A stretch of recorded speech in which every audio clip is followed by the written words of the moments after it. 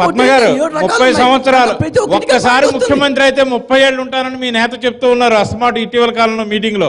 అసలు 30 ఏళ్ళ వరకు మేము పోనటువంటి తెలుగుదేశం పార్టీ నేతలు పోలవరం ప్రాజెక్టు మేము ఎందుకుంటాము పోలవరం ప్రాజెక్ట్ అనేటువంటిది 2018 నాటికి ప్రజలకి రైతులకు అందుబాటులోకి వస్తుందని మీరు నమ్ముతున్నారా? ఇప్పుడు పోలవరం ఎంత దూరం, పోలవరం మీ అరిచేతిలో పెడుతున్నామని విభజనప్పుడు చెప్పినటువంటిది.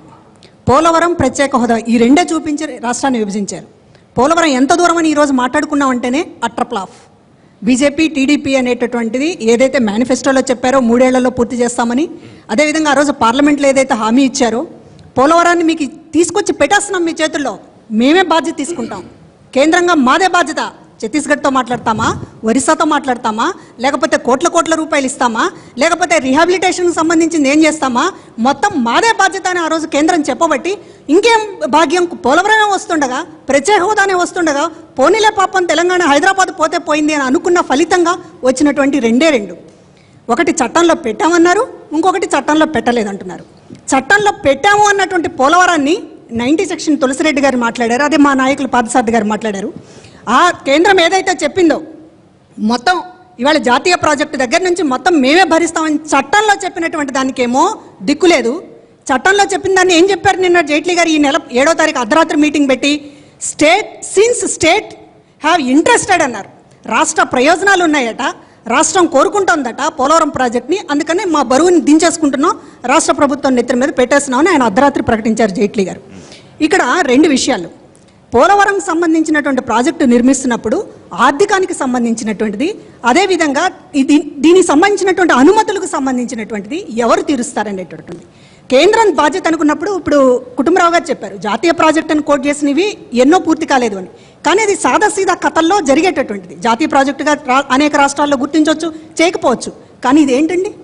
చట్టంలో పెట్టి మీరు విభజన చట్టం అని పెట్టి పోలవరాన్ని ప్రత్యేక హోదాని ఈ రెండే చూపించి మీకు ఊరట ఇవే, మీ ఆక్సిజన్ ఇవి మేము ఇస్తాము కనుక రాష్ట్రం విడిపోయినందుకు మీరు బాధపడకండి అని కదా ఆ రోజు మీరు చెప్పింది.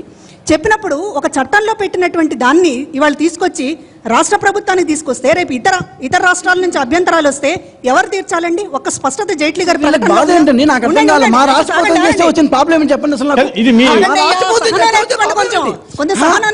కాదండి,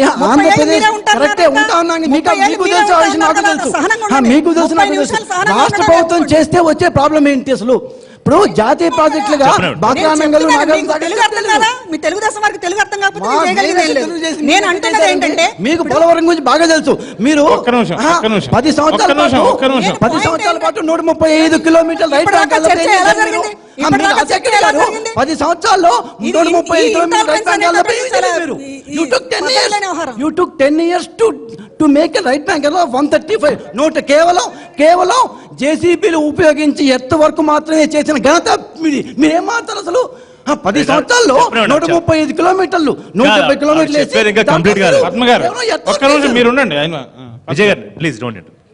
నేను చెప్తున్నటువంటి అభ్యంతరం సూటిగా ఒక్క నిమిషం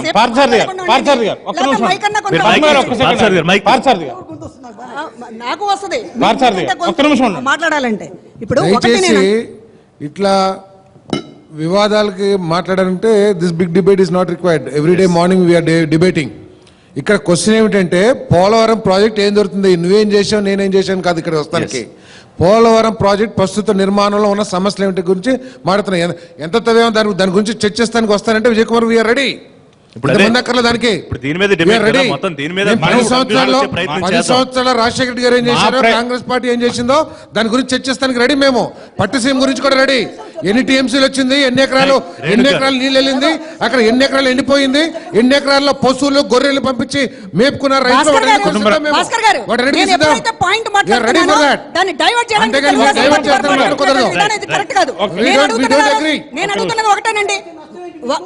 అదేనండి, అదే మీకు అసలు అర్థం కాకపోతే ఇదేం పద్ధతి అండి?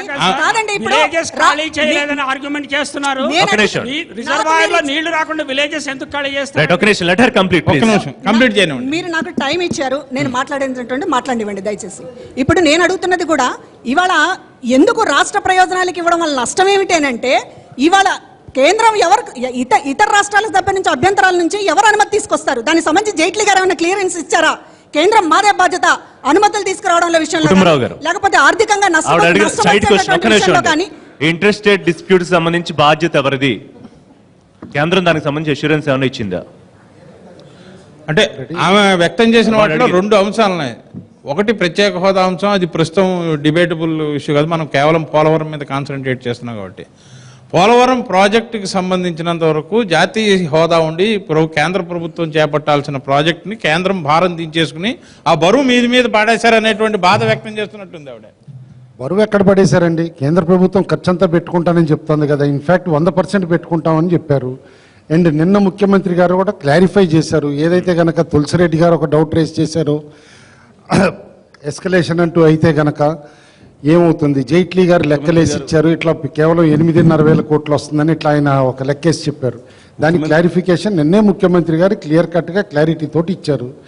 ఇంత క్లారిటీ ఇవ్వలేదండి, చిన్న విషయం, క్లారిటీ ఇవ్వలేదు. కేంద్ర ప్రభుత్వానికి క్లారిటీ అడిగారు, అదే ఇవ్వలేదు, ఆయనకే క్లారిటీ లేదు. అది కాదు, ఇప్పుడు ఏదైతే కనుక కేంద్ర ప్రభుత్వం ఇన్సూరెన్స్ చేసిందో దానికి చట్టబద్ధత ఇయ్యమని అడుగుతా, అందులో ఈ విధంగా అన్ని ఉండాలని చెప్పేసి ముఖ్యమంత్రి గారు చెప్పారు. అండ్ సెకండ్ కొట్టి 3 పాయింట్లు అండి. ఒక్క నిమిషం, ఇంకొక పాయింట్ ఎక్స్ప్రెస్ చేస్తా ఉన్నారు. ఇప్పుడు కేంద్రం ఆర్థిక భారం వహిస్తుంది అని అనుకుంటే 7వ తారీఖు జరిగినటువంటి సమావేశంలో ప్రిన్సిపల్ సెక్రటరీ లేరు, చీఫ్ సెక్రటరీ లేరు, ఇరిగేషన్ సెక్రటరీ లేరు, అధికారులు ఎవరూ లేరు. కేవలం రాష్ట్ర ప్రభుత్వం తరపున ప్రతినిధులు కూడా కాదు వెళ్ళింది. సుజనా చౌదరి గారు, సీఎం రమేష్ గారు, రాష్ట్ర ప్రభుత్వం తరపున డెలిగేషన్ అనేటటువంటి కూడా అక్కడ అఫీషియల్ గా లేదు.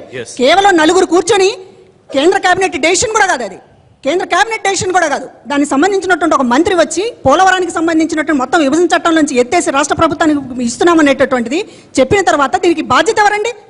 దాని గురించి చర్చించొద్దా? భారతీయ జనతా పార్టీ వాళ్ళని అడుగుదాం అది కూడా.